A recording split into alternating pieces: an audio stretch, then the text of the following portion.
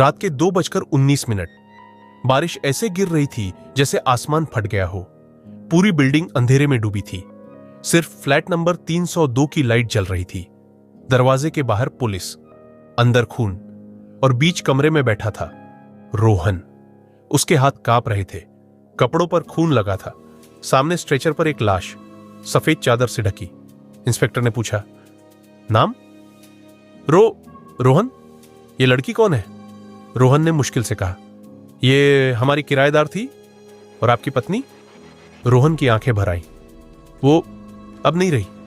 उसके बाद वो रोया नहीं, क्योंकि कुछ दर्द इतने बड़े होते हैं कि आंसू भी हार मान लेते हैं। 6 महीने पहले सब कुछ अलग था।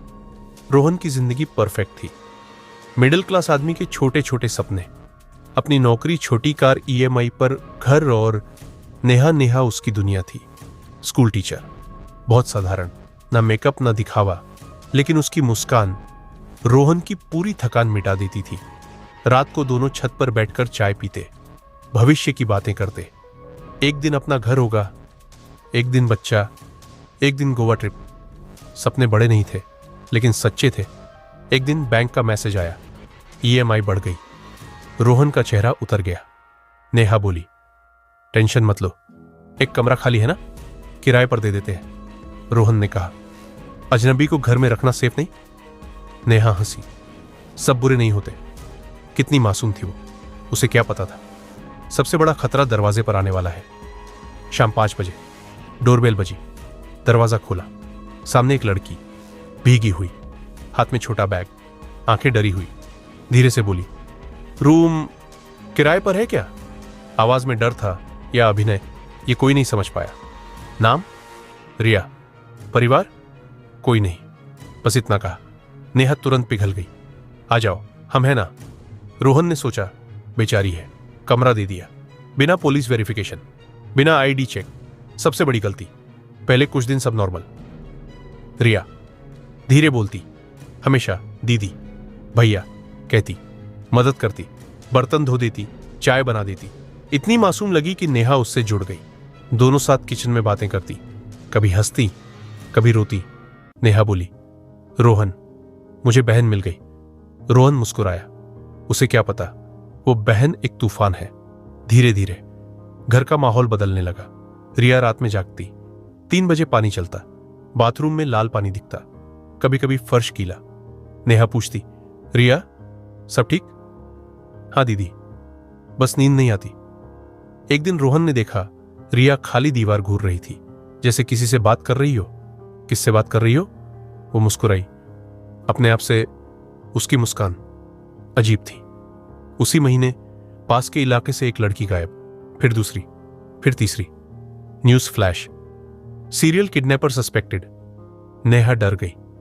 रिया को बोलो जल्दी घर आया करे। रिया टीवी देख रही थी। उसने धीरे से कहा, लोग खुद गायब होना चाहते हैं, कोई किसी को उठाता नहीं। सबने सोचा मजाक है, लेकिन वो सच बोल रही थी। रात 2:45। नेहा पानी लेने उठी। किचन में हल्की लाइट। रिया खड़ी थी, हाथ में चाकू, खाली प्लेट। वो हवा में चाकू ऐसे चला रही थी जैसे किसी की गर्दन काट रही हो। नेहा की सांस अटक गई। रिया क्या कर रही हो? रिया मुड़ी, मुस्कुराई, बस प्रैक्टिस। किसकी? कुछ नहीं दीदी। उस रात नेहा को नींद नहीं आई। एक दिन रिया इंटरव्यू के बहाने बाहर गई। नेहा सफाई कर रही थी। कमरे से बदबू आ रही थी।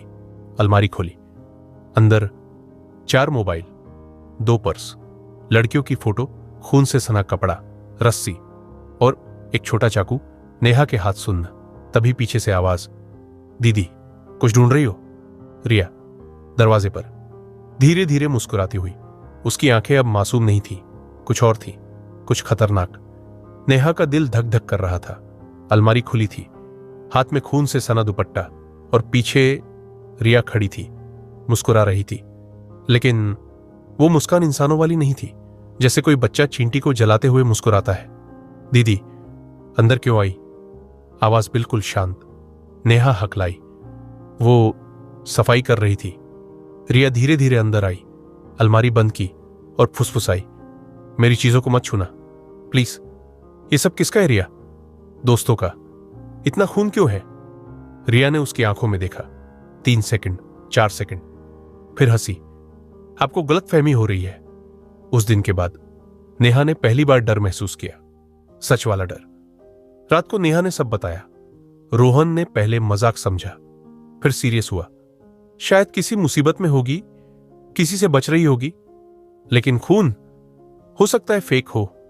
नेहा बोली, मुझे वो नॉर्मल नहीं लगती रोहन, उसकी आंखें बहुत अजीब है। रोहन ने उसे गले लगाया। कुछ नहीं होगा, मैं हूं ना। लेकिन अंदर से उसे भी बेचैनी होने लगी थी। अगले दिन खबर आई, पास वाली बिल्डिंग से 19 साल की लड़की गायब। सीसीटीवी में आखिरी बार वो इसी गली में दिखी थी। रोहन का दिमाग झंझना गया। रिया भी तो रात में बाहर जाती थी। क्या ये कोइंसिडेंस है या कुछ और? उस रात रोहन ने डिसाइड किया, आज देखेगा रिया कहां जाती है। रात 1:30 बजे रिया चुपचाप दरवाजा खोली, धीरे से बाहर निकली। रोहन पीछे पीछे। बारिश हल्की थी, रिया तेज चल रही थी। गली पार, फिर पार्क, फिर सुनसान रोड। अचानक रिया रुकी, मुड़ी, सीधे अंधेरे में बोली, कितनी देर तक पीछा करोगे भैया? रोहन जम गया। उसे कैसे पता चला? वो तो बहुत दूर था। रिया मुस्कुराई, घर जाओ, ठंड लग जाएगी। उसकी आवाज में प्यार था, लेकिन आंखों में चेतावनी। रोहन पहली बार सच में डर गया। अगले दिन नेहा अकेली थी, रोहन ऑफिस में, रिया घर पर। दोपहर में बिजली गई, घर में सन्नाटा। नेहा किचन में थी। अचानक पीछे से किसी ने उसका कंधा पकड़ा। वो चीखी, मुड़ी। रिया, दीदी, डर गई क्या? हंस रही थी, हाथ में चाकू। रिया, ये चाकू क्यों? बस ऐसे ही। वो नेहा के बहुत पास आ गई, इतनी पास कि उसकी सांस महसूस हो रही थी। फुसफुसाई, अगर कोई आपको छोड़ दे तो कैसा लगेगा? क्या मतलब? मैं किसी को छोड़ने नहीं देती। नेहा पीछे हट गई। उसका दिल कह रहा था, ये लड़की खतरनाक है, बहुत खतरनाक। रोहन ने आखिर पुलिस में अनोनिमस कंप्लेंट की। इंस्पेक्टर बोला, प्रूफ है? नहीं, फिर हम कुछ नहीं कर सकते। रोहन गुस्से से बाहर आया। उसे लगा, अगर देर हुई तो कुछ बुरा होगा, बहुत बुरा। रोहन ने रिया का आधार कार्ड चेक किया। पता नकली, नाम फेक। उसने ऑनलाइन सर्च किया। आखिर एक पुरानी मिसिंग रिपोर्ट मिली। Photo match. असल नाम रश्मि केस हिस्टोरी। बचपन में अब्यूज, फॉस्टर होम से भागी, 2 बार psychiatric ward, violent behaviour note, और सबसे डरावना, 3 साल पहले उसके साथ रहने वाली लड़की गायब। Case unsolved. रोहन का दिमाग सुन्न, मतलब रिया पहले भी कर चुकी है, ये पहली बार नहीं है। अब घर सेफ नहीं लग रहा था। नेहा डरकर दरवाजा लॉक रखती। रिया कम बोलने लगी, लेकिन उसकी नजरें हमेशा उन पर रहती, जैसे शिकार पर बाज की नजर। रात को कदमों की आवाज आती, दरवाजे के बाहर रुकती, फिर चली जाती, मानो वो डिसाइड कर रही हो, किसे पहले मारूं। एक शाम नेहा ने रिया को फोन पर कहते सुना, आज रात एक और, फिर मैं फ्री हो जाऊंगी। नेहा के पैरों तले जमीन खिसक गई। आज रात? कौन? वो रोहन या कोई और? उसने रोहन को कॉल किया, जल्दी घर आओ प्लीज। आवाज कांप रही थी। शाम 7 बजे। बाहर बारिश शुरू, घर में अजीब सन्नाटा। रिया अपने कमरे में बंद, नेहा लिविंग रूम में बैठी, हर आवाज पर चौंकती, फोन हाथ में। दिल तेज धड़क रहा। उसे साफ महसूस हो रहा था, आज कुछ होगा, कुछ ऐसा जो सब बदल देगा। शाम 7:42 बारिश शुरू हो चुकी थी। बिजली बार बार चमक रही थी। घर में सिर्फ एक पीली लाइट जल रही थी। नेहा सोफे पर बैठी थी, फोन हाथ में, दिल धक धक। रिया अपने कमरे में बंद थी। दरवाजे के नीचे से हल्की रोशनी आ रही थी। अंदर से धीरे धीरे कुछ घिसकने की आवाज, जैसे कोई चीज फर्श पर खींची जा रही हो। नेहा की रूह कांप गई। उसने रोहन को कॉल किया, कहां हो? बस 15 मिनट, जल्दी आओ प्लीज। आवाज टूट रही थी।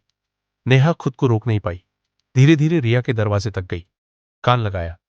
अंदर फुसफुसाहट, कोई नहीं छोड़ेगा, कोई नहीं जाएगा, सब यही रहेंगे। नेहा ने दरवाजा धक्का दिया, खुल गया, और जो उसने देखा, उसका खून जम गया। दीवारों पर लड़कियों की फोटो, कुछ अखबार की कटिंग, कुछ चेहरे लाल मार्कर से काटे हुए। टेबल पर चाकू, रस्सी, सुई, 5 मोबाइल, खून के सूखे धब्बे और बीच में नेहा की फोटो। उस पर लाल दिल बना था। नीचे लिखा था फॉरएवर। नेहा की सांस रुक गई। हे भगवान! तभी पीछे से दरवाजा बंद होने की आवाज। टक। नेहा मुड़ी। रिया दरवाजे पर खड़ी थी, बाल खुले, चेहरा शांत, हाथ में चाकू। दीदी, मेरे कमरे में क्यों आई? रिया, ये सब क्या है? मेरा परिवार, ये मर्डर है। रिया मुस्कुराई, धीरे धीरे बोली, नहीं, ये लोग मुझे छोड़कर नहीं गए।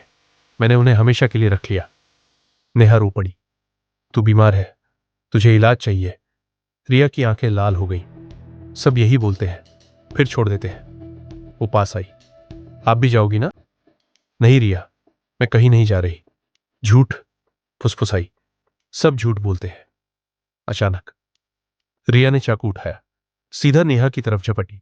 नेहा चीखी, दोनों गिर पड़े। कुर्सी टूटी, टेबल पलटी, चाकू फर्श पर गिरा। रिया पागलों की तरह चिल्ला रही थी, मत छोड़ो मुझे, मत छोड़ो, मत छोड़ो। उसने नेहा का गला दबाया। नेहा की सांस रुकने लगी। तभी दरवाजा धड़ाम से खुला। रोहन! नेहा! रोहन ने रिया को धक्का दिया। रिया दीवार से टकराई, लेकिन वो हंस रही थी, जैसे दर्द महसूस ही नहीं होता। भैया, आप आ गए, अच्छा हुआ। दूर रहो उससे, आप भी चले जाओगे। इसलिए उसने फिर चाकू उठाया। रोहन ने नेहा को पीछे किया। भागो!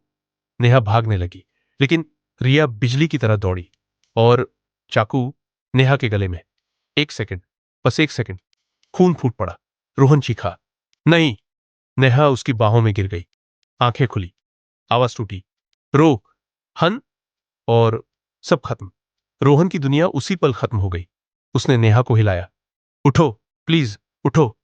लेकिन खामोशी, सिर्फ बारिश और रिया की हंसी, धीमी, डरावनी। अब वो कहीं नहीं जाएगी, हमेशा यही रहेगी। रोहन की आंखों में आंसू नहीं थे, सिर्फ आग थी। रिया पास आई। अब आप चुप! रोहन ने उसे जोर से धक्का दिया। दोनों गिर पड़े। संघर्ष, चाकू छीना झपटी। रिया काटने लगी, नाखून मारने लगी, पागल जानवर जैसे। मुझे अकेला मत छोड़ो। आखिर रोहन ने पूरी ताकत से चाकू पकड़ा। धक्का, और चाकू रिया के पेट में। खामोशी। रिया धीरे से जमीन पर बैठ गई। खून बह रहा था, लेकिन वो मुस्कुरा रही थी। रिया ने रोहन का हाथ पकड़ा, धीरे से बोली, काश कोई मुझे सच में अपना लेता। मैं बस अकेली नहीं रहना चाहती थी। उसकी आंखों से पहली बार आंसू निकले। भैया, माफ करना। और बस उसकी सांस रुक गई। वही सीन जो शुरुआत में था। पुलिस, लाश, सवाल। रोहन चुप, सब खत्म। अब वो अकेला रहता है। फ्लैट 302 में। नेहा की फोटो दीवार पर, रिया का कमरा खाली, लेकिन हर रात 3 बजे दरवाजा धीरे से खटखटाता है। टक टक, और एक फुसफुसाहट, भैया कमरा मिलेगा? रोहन आंखें बंद कर लेता है, क्योंकि कुछ किराएदार कभी घर नहीं छोड़ते।